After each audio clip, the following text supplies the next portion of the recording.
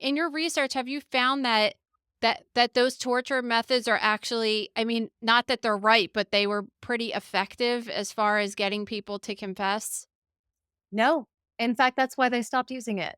Torture actually falls out of use later in the 17th century because after the Reformation in 1517, torture is being applied far more. So the famous scene in Pulp Fiction when Ving Rhames says, "I'm going to get medieval on your ass," he really should have said, "I'm going to get early modern on your ass." Because it doesn't roll off the tongue though, because most of the torture methods that we think about come in after the Reformation when people are being interrogated as heretics. And the 16th century is far more brutal than the Middle Ages. The 16th century use of torture is horrific.